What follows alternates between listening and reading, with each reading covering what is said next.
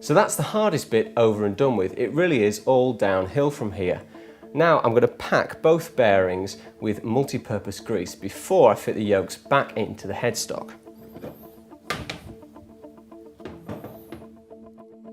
Now, because there is plenty of room for the grease to expand, make sure you pack plenty in there. Not only will this keep the bearing well supplied, but it will also act as a barrier against moisture. I scrape my finger like this to force grease into the cracks. Grease both races in the headstock too. Again, use the scrapey finger technique to force grease into the cracks.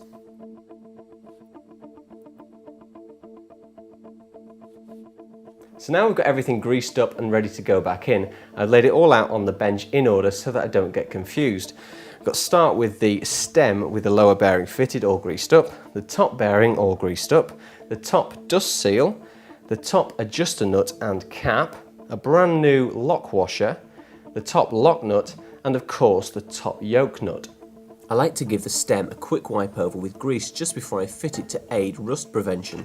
Take care not to trap any wires or cables when you slide the yoke and stem assembly back into place, and then check that all the cables and wires are where they should be. Holding the yoke from underneath with one hand, slide the top bearing on with the other and push it down until you can feel the slack taken up. Then fit the top dust seal with the raised rubber edge facing downwards so that it seals properly.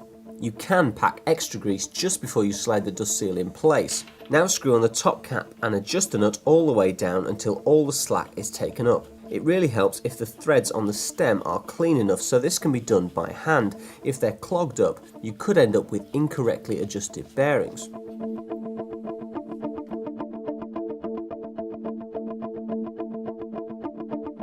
So now that the stem is back in the headstock, the next step is to adjust the bearings properly. And the secret to perfect adjustment is to get it to a point just after you eliminate the play and just before you over tighten and stiffen the steering. And this is how I do it. Get yourself a rag, grasping the top nut every time you turn the yokes anti-clockwise. And this will have the effect of tightening the adjuster nut. You'll feel the steering go a bit tighter. Just to make absolutely certain, I get a drift and hammer and turn the lock nut clockwise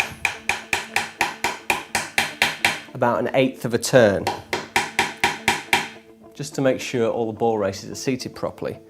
Now turn it the other way, anti-clockwise, until it comes loose. Make sure it's finger tight and tighten it back up with your fingers. And what you're feeling for is the point just when the play is eliminated, and that is just about perfect. Just keep turning it a few times just to check the steering's nice and free and moves left to right with no problems at all, and give it another quick shake. Yeah, that's perfect.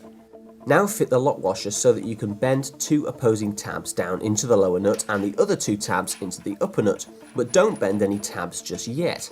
There are lots of different types of lock washer, of course, so just copy how it was when you took it off. Now fit the lock nut finger tight. Using my old screwdriver, I'm bending just the 2 opposing lower tabs into position to stop the lock washer spinning whilst I tighten the lock nut. In this case, the Haynes manual says to turn it through 90 degrees after getting it finger tight, and it can be a struggle to do that without turning the adjuster nut. Get a friend to hold the adjuster for you if necessary, and do take care near your tank. Obviously, you need to turn it enough to locate the lock washer tabs into the correct places. Once your stem is locked, you need to bend the upper locking tabs into the lock nut. I just lever them up with a screwdriver and then drift them into place. Using an old washer is false economy. Bend those tabs up a few times and metal fatigue starts to set in, and you definitely do not want your stem coming loose.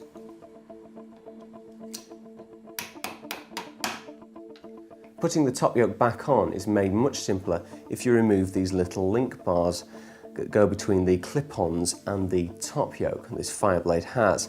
You'll notice I've left the ignition barrel on because it's attached with these shear-off security bolts. But that's not a problem as long as you're careful not to catch any of the wiring as you slide the top yoke back on. We're going to do the top yoke nut up finger tight and align the yolks just by eye to start with. When we slide the forks back in, we're going to use that to line up the yolks perfectly.